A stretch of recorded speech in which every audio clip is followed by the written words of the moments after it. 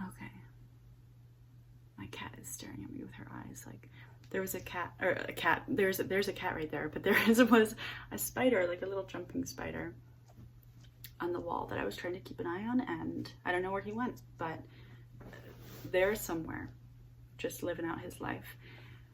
Okay, I got a new Gentle Musings today, and it's called Your Creative Process is Not a Problem. Articulating Discontent is the subtitle. You can read it below at Gentle Musings on Substack. I'm just gonna jump right into it. I've had to do many takes of this because I get so nervous being on camera, and I just wanna get on with this. It is a list. If you are a lover of lists, I got a list for you. Okay, here we go. We have been taught to pathologize so many of the experiences that make us dynamic, fallible, lovable, evolving humans, and the same goes for the utter chaos that is creativity. A common shared experience in the creative process can so quickly become labeled as a scathing evaluation of one's self-worth. So incoming is a list of the parts of the creative process that cause distress and frustration, and some of what I'm sharing are sources of intense suffering. Stay with me here. What I'm getting at in this thought experiment is drawing a distinction. Let me set my coffee down. Drawing a distinction between what is experienced, the very real frustration and suffering, and how the mind categorizes this experience, often in some form of feeling fundamentally lacking, broken, bad, or unlovable. More often than not, the inclination of the mind seems to label uncomfortable experiences in the creative process as problematic personal failings. It becomes, this clearly isn't for me, I should finally get the picture, forget about it for good. You know, that one teacher in second grade was right, or, you know, my mom or dad's discouragement was right, or why did I think I could do this when other people have more resources in this way? Writing this was a very catch the beat experience. It felt good to put things into words. Before getting into it, let me just say this, that right after making this list, I thought to myself, this is such an annoying way to format my thoughts, and I'm going to annoy the person reading it and maybe agitate them because I'm making assumptions about their creative process and thought process in an annoying list. And while I have no idea about the layered ways in which you experience your creative process in this season, what I'm sharing comes from being a full-time creative confidant. I'm in conversation with people in the deep waters of their creativity and hear some variation of these experiences every day. So back to that annoying little critical voice that tells me that it's better to file this away with everything else that I've temporarily deemed unshareable. This habit of telling myself, don't say that, is also not a problem. It's a predictable part of the process and usually a sign that I've been consuming too much online. Onward, forward, and I'm starting with some biggies. Not feeling creative enough is not a problem. It's part of the process. This goes for both feeling a gap in your sensibilities and skills when what you want to make, what you're trying to translate, it like you don't like how it looks or sounds, as well as having a fraught relationship to the expectations of capital W writer or artist or musician, these archetypes that we hold. When people stop debating their creativity on a fundamental level, this enoughness, then this is what I usually see, angst about not being creatively productive enough. Not feeling creatively productive or prolific enough is also not a problem. It's part of the process. Creativity has a way of unraveling fixations on efficiency. Being afraid of doing it wrong, as in saying the wrong thing, or being wrong in some vague way that could jeopardize belonging or appreciation and wanting so badly to get it right is not a problem. It's part of the process. A favorite line by Martha Graham that touches on all of these, what I just shared. She wrote, quote, "No artist is pleased. There is no satisfaction whatever at any time. There's only a queer divine dissatisfaction, a blessed unrest that keeps us marching." And it goes on. Realizing that you have been wrangling one sentence for 20 minutes isn't a problem. It's part of the process. The same applies to stripping a canvas, frogging and knitting, or when you pull out a cake that you've been working on and it's just sunken.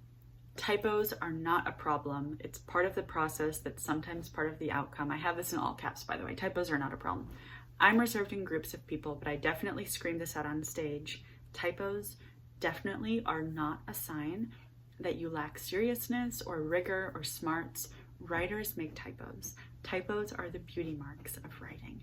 For what it's worth, I write hours a day, both typing and by hand, and I misspell, and I skip words, and I switch letters around all the livelong day, especially with function words, the small words like the, that, in, it, are, as, between me and me, it's not a problem that my brain does this. Feeling fear is not a problem, it's part of the process. Also, for this one, I feel like this one needs a footnote because this world is rife with engineered instances of terror, paranoia, panic, and unease. Maybe you're feeling that right now.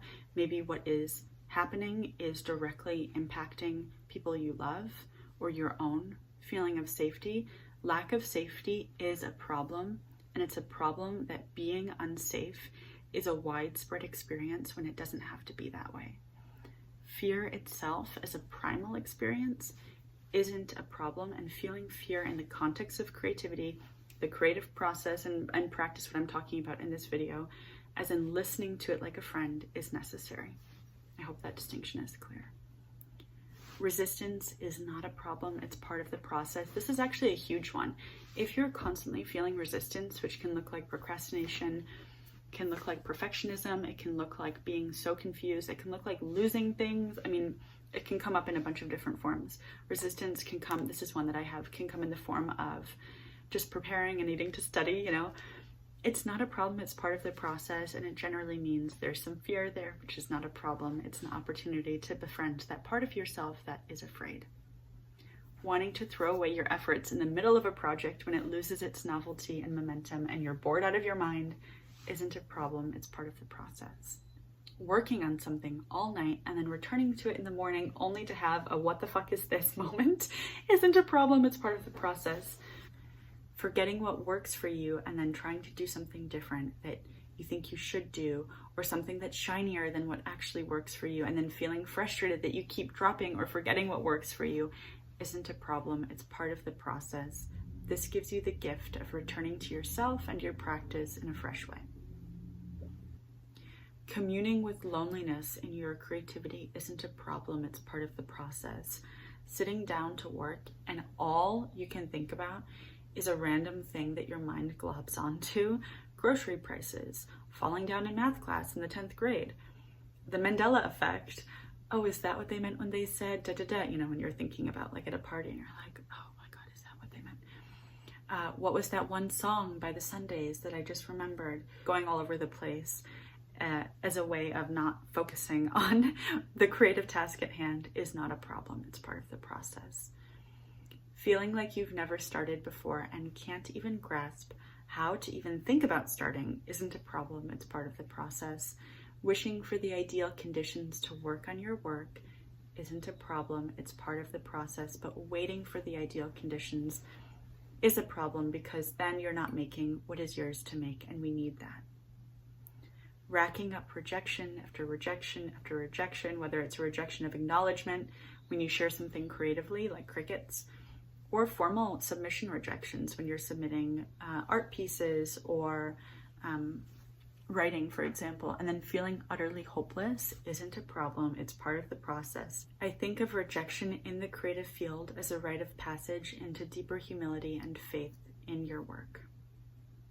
Thinking here of how Van Gogh traded paintings and had some work commissioned by relatives, but sold only one painting in his life after exhibiting it. This is outrageously bleak right here, but my point is that rejection in your creativity is part of the process. Also thinking of E.E. Cummings' No Thanks poem, if you want to look that up, or Liz Gilbert's line, I love this, quote, "There are people who haven't even been born yet who are gonna reject me someday. That's how long I plan to stick around." So good.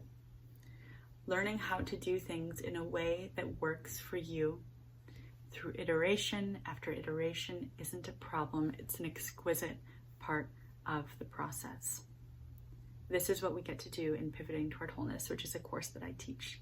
Learning how to do things in a way that works for you through iteration after iteration as a creative practice. What if the parts of the creative process that are so easy to feel aversion toward aren't wrong? What if willingness to meet these parts through using creative practices themselves, like resourcefulness, curiosity, intuition, is an essential part of the process? What if this is the juiciest fruit of your harvest? And here, couldn't hit publish without writing this in.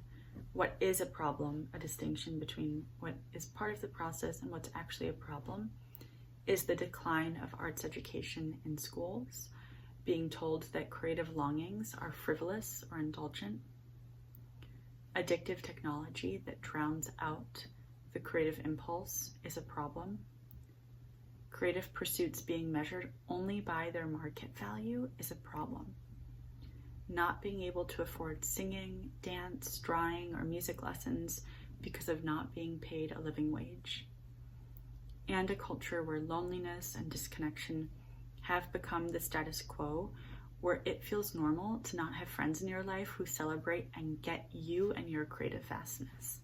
You get to be that for yourself and for other people, the one who acknowledges and celebrates this innate creativity and encourages people, and appreciates them for what they make and what they have to share.